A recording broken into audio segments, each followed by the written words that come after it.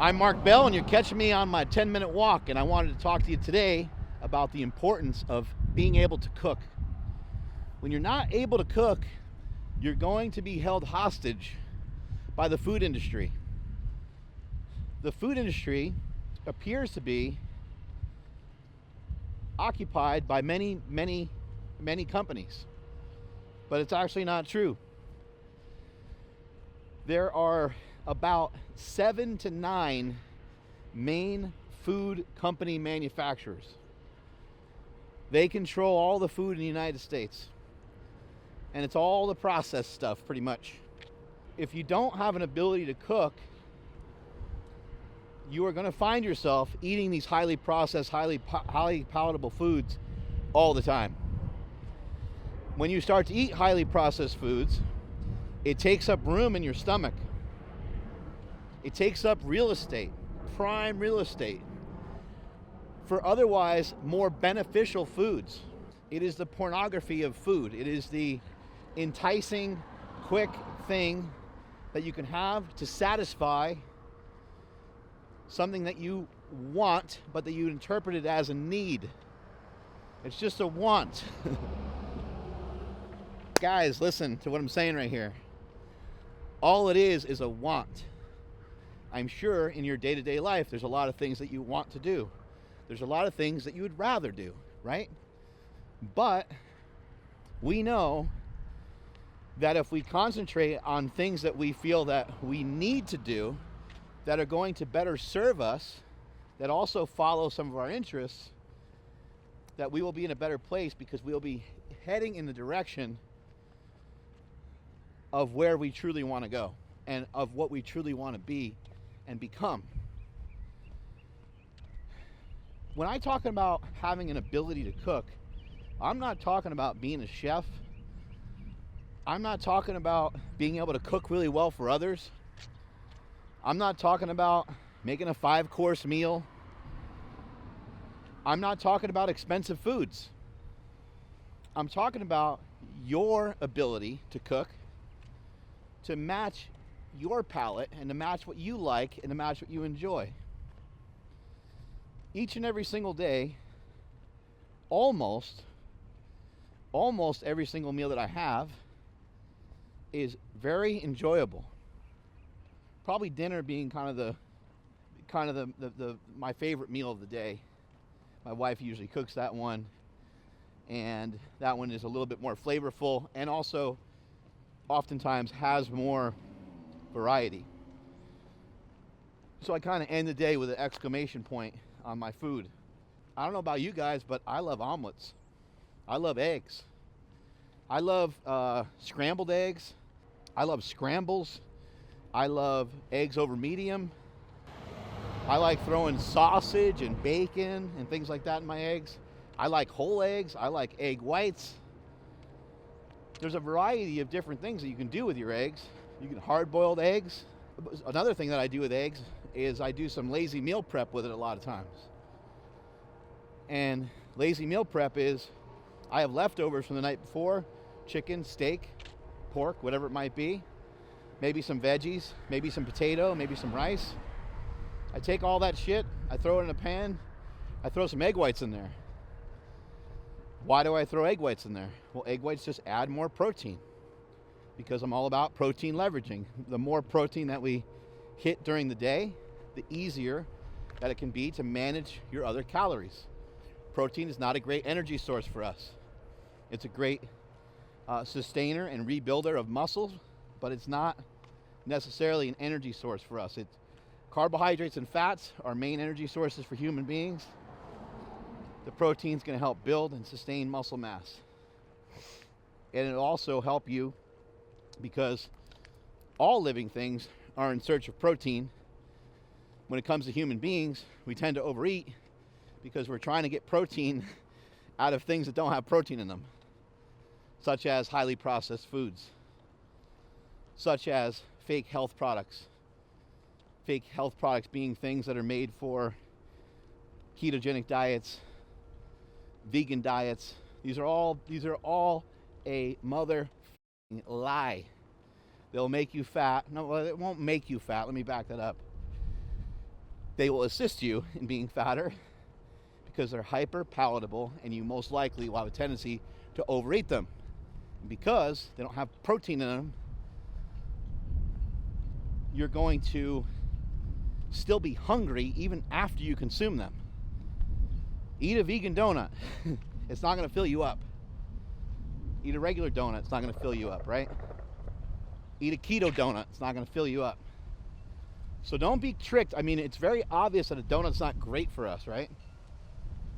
But a vegan donut, a gluten-free donut, some of us might be bamboozled by that. Some of us might be a little bit tricked by that, correct? But we need to take matters into our own hands, because the food industry is a complete savage. They do not have a concern about your health, and nor should they. Like, this is the country that we live in, the land of the free, the home of the brave, the United States of America. This is the American way. I think you would agree with me on this. I don't want anybody infiltrating or dictating how I make my money. You wouldn't like that either, right? So McDonald's, Burger King, In-N-Out Burger, Coke, Pepsi, all these big industry companies that produce a lot of foods that have been contributing factors to obesity, diabetes. 88 million Americans are pre-diabetic. 88 million Americans are pre-diabetic, meaning that they're insulin resistant, meaning that the insulin their pancreas secretes as a reaction to the amount of carbohydrates they take in, the amount of glucose that gets elevated in their blood, the insulin that they produce from the pancreas is no longer as effective. Therefore, where does the fat go? The fat doesn't get utilized as energy as often, and it goes poof right here, boom, right here, right here, poof, right here, poof, right here, poof, poof. Packing it on, right? Packing on the LBs. Once the fat stores are sucked up and utilized inside the body, and they don't have nowhere else to go, then we're like, hey, where else can we store fat? Well, let's store some fat in the liver. Then we end up with something that's called fatty liver disease, non-alcoholic fatty liver disease, which we're even starting to see in our children now, which is horrifying. To have fatty liver disease maybe 20 years ago,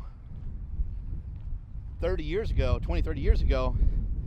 that would be pretty common amongst people that drank a lot of alcohol. But then we started seeing it from people that weren't having alcohol. And where did that come from? That came from people eating cereal. You know, the cereal with the heart on it, right? The Cheerios, the Corn Flakes, and so on.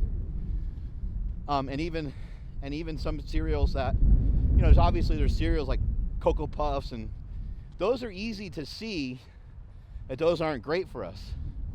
But the food industry knows that sometimes we catch on and we're like, wow, that's kind of a lot of sugar.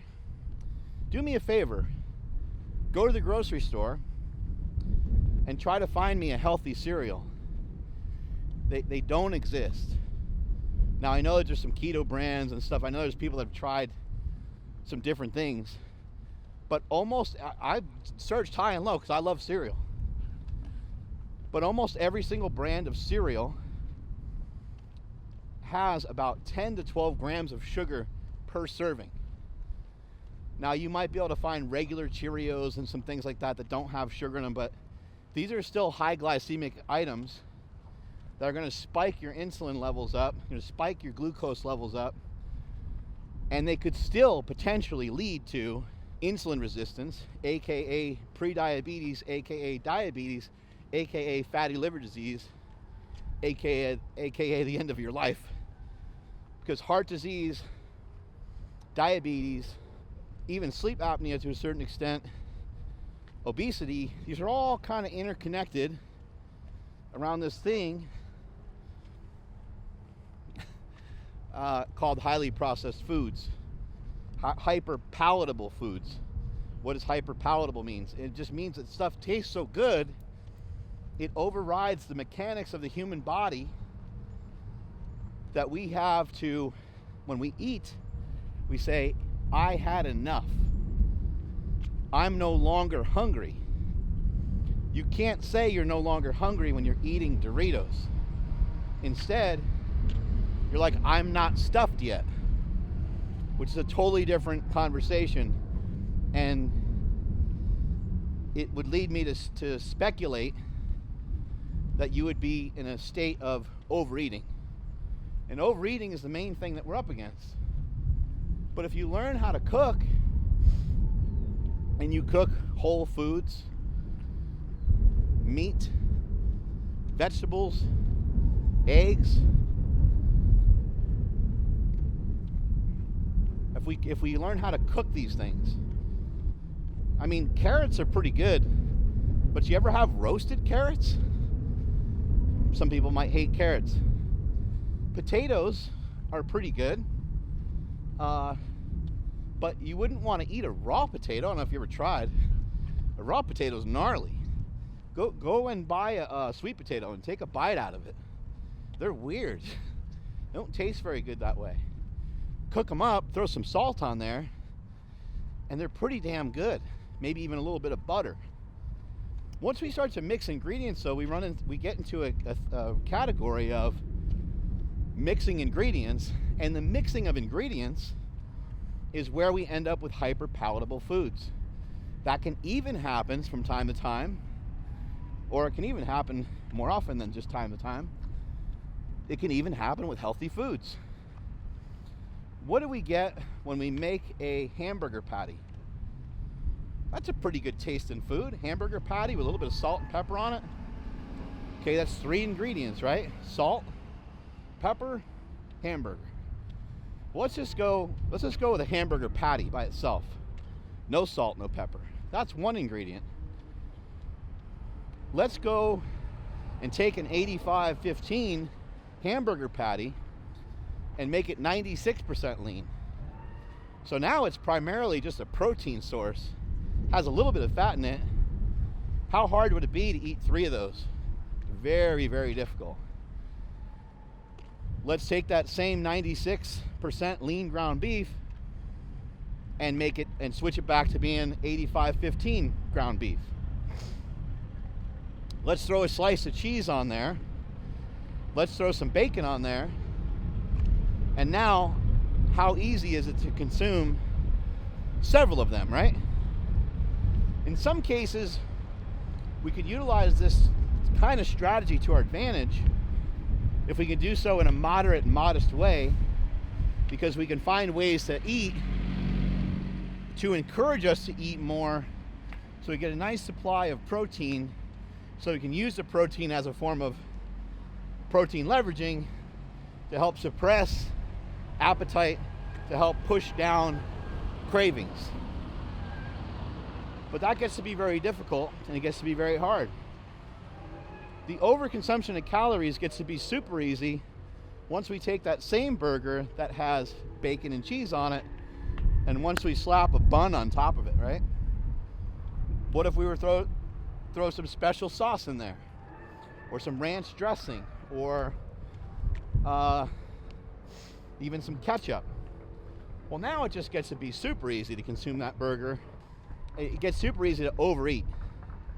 When simply, if we just learned how to cook, we threw some chicken breasts. I know people don't love chicken breasts, but trust me when I say this. I've done this on Smelly's Kitchen before. Buy some chicken breast, and even chicken thighs would be fine. You got a little bit more fat in them, or a combination, 2 or 3 chicken breasts, 2 or 3 chicken thighs. You could throw a little bit of pork fat on there, either bacon, a leftover bacon grease, or you can buy pork fat in the store. Throw a little bit out on there because it's just going to make it taste a little bit better. On Amazon, they have these bacon, like breadcrumb basically type things. It's not bread. It's just bacon crumbles. Dump a little bit of that shit on there. Throw some seasoning on there. Montreal steak seasoning actually works amazing on chicken. Give that a shot. That stuff's gonna taste so good, and it's very, very simple. Some people are like, I don't know how to cook a steak. How should I cook a steak? Just heat the goddamn thing up. Get it hot. Start to learn what style of steak you like. It's important that you learn how to cook, and this is not a cooking channel, so I'm not gonna sit here and show you all these different recipes and stuff like that, but we have done that before. We have showed you guys Smelly's Kitchen, and I'm always shocked at how many people watch it and how many people are so interested in it. But it leads me to believe that people aren't practicing cooking, which doesn't really make any sense to me, because in most, I think in all states, at least here in the United States, your facility can't be considered a house until it has like a stove. So every home has a stove, every home has a refrigerator, so you have a place where you could put meat into. Pretty much everyone has a freezer, I think, right? Everyone has a freezer, everyone has a fridge, everyone has a stove, and everyone has an oven. But then I hear people telling me, like, I can't afford to eat like Mark Bell. And I think you're making a big mistake by saying that. First of all, I think that's an excuse. And when you put an excuse out there, all it is a lie to the universe. And the actual truth of it is you're being lazy. I make excuses all the time. This is how I know this stuff. It's really just a lie. So you need to change your thinking, change your mindset about how you think about that kind of stuff. But in addition to that, it's very easy to afford to buy meat. It's very easy to afford to buy eggs. It's very easy to afford to buy cheese. Yes, you can buy grass-fed, grass-finished beef. Yes, you can buy grass-fed cheese. Yes, you can go high-end on this stuff, and you can spend a lot of money. But no one's saying that you have to. No one's saying that that's a must. But in order to be on a human diet and not be eating these processed foods that most likely, I mean, I don't know how long this would take, but we're not going to evolve to be able to eat Chex Mix and Doritos and peanut butter cups. If we do, I would love to be around for that time, but I don't think that's going to happen anytime soon. Think about how ludicrous this is. People wake up first thing in the morning and they eat a donut. Or they get a muffin. Now, eating a donut or eating a muffin is not in any way different than waking up first thing in the morning and eating a bowl of ice cream. Having cereal, which we consider, cereal's for the morning. Oh yeah, that makes perfect sense, because cereal follows the human being's natural circadian rhythm, and God or whoever made it this way, so that when we see the sunlight in the morning and we feel the dew on our toes from getting outside, that our body is now accepting of eating a cereal that has 37 ingredients in it, that's highly processed, that fucking rats wouldn't even eat. Think about that. Rats might gnaw through the box to find out what's in there because they might smell something, but they're not going to eat it because it's not alive. It's dead. Whatever's in there is gone. It's not even recognizable as food anymore. Our ancestors would not recognize it as food. These are things we got to think about a little bit more. I'm not saying I never eat these things. I'm not saying that Mark Smelly Bell doesn't fall for them very often.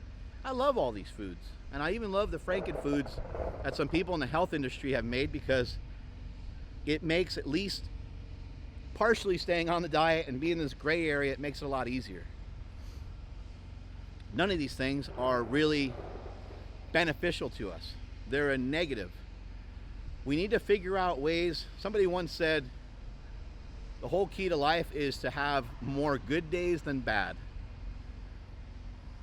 Okay? That works out quite conveniently, because there's 7 days in a week, and even though I'm not any good at math, I ain't so good at math, probably ain't so good at English either. With 7 days, that would mean that if we just had 4 days that were good, then we'd be ahead of the game. If we could do that every single week, just have 4 good days. Maybe we got 3 days that aren't as good, got 3 days that are kind of crappy or whatever, right? Can we do the same thing? We can apply the same thing to our nutrition. Can we eat a little bit better than we have been before? Can we not cut out? Can we cut back some of these foods? How many times a week are you cooking? How many cooked meals are you having? Go around and ask some questions to some of your friends that are fit and healthy, and ask them what types of foods they're eating. Maybe they don't cook, because maybe they're getting their meal prep from a meal prep company. But that's another option to kind of shortcut that. That's another option to. A lot of time is wasted on us cooking food, on us traveling to Costco or traveling to whatever grocery store we need to save money, to then come home and cook and prepare the food. What if we invested a little bit of that money into a meal prep company? I know right away people are like, that's like $12 per meal. There's ways of altering that stuff too, and there's ways of modifying those meals as well. You could just have those meals once every other day, just as a convenience. It's just there as extra convenience. It's not there for you to consume all the time, because that could cost an astronomical amount of money. I hear a lot of excuses being made on why people can't eat healthy, but I think one of the biggest nail in the coffin for most people, one of the biggest thorns in the side, is that people aren't cooking. You need to put on your little chef hat, and you need to get to work, and you need to start to cook. I'm trying to think of anybody that I know that's really fit, that only eats out all the time, or that only gets DoorDash, that only has Uber Eats. And surveying the people that are in my phone right now and thinking about all the different people I know, I'm pretty sure it's fairly accurate that I don't know one person. So you're gonna have to figure out a way to take control of your own cooking and learn how to cook. And again, I'm not saying that you need to know how to do anything crazy, but you should know how to throw your steak in the oven and then finish it with a sear on your grill or in a pan. I cook a lot of my steaks in a frying pan. I chop up a lot of my steaks. This is like sacrilegious for steak eaters. I chop up a lot of my steaks because I eat so much steak. I chop it up before I even put it in the pan. Chop it up, I throw it in the pan. Sometimes I throw it in the pan with some butter or some olive oil or some ghee or something like that, or some beef tallow. Sometimes I just throw it in there without anything else, and I just cook the damn thing, and I pour some salt all over it, and it tastes amazing. It tastes fantastic. Meanwhile, people don't know how to cook, and because they don't know how to cook, they're pouring barbecue sauce on their steak, and that's disgusting. It actually, I mean, we can have differencing of opinions on what tastes good and what doesn't, but once you learn how to cook and once you learn how a steak is supposed to taste, you're going to recognize that barbecue sauce is blocking you from actually enjoying what a steak is supposed to be like. Because steaks aren't meant to have sugar. If they were meant to have sugar, they would have sugar in them already. They don't come with any sugar. Steaks are meant to be more savory, and so to enhance the flavor, we go with other savory ingredients, such as a little bit of butter, such as a little bit of salt. Those things are going to they're going to highlight what the steak already has in it, which is fat and protein. This is a direction that you need to go in. You don't need a cookbook necessarily. You just need to cook. Cook 10,000 steaks, and you're going to start to cook some steaks that taste really good. So I suggest that you get to work on it, because it can change your life forever. How are we going to stick to a diet when we don't even like the food? The answer is we're not going to be able to. Compliance is the science. If you can't comply, you're not going to be able to get the results that you're looking for. So how do we comply? Let's make these meals taste really good. You guys ever heard about like how Oprah lost some weight, or this person lost some weight, and people are always like, oh man, I would kill, because they have a chef that cooks for them all the time and so on, right? Take matters into your own hands.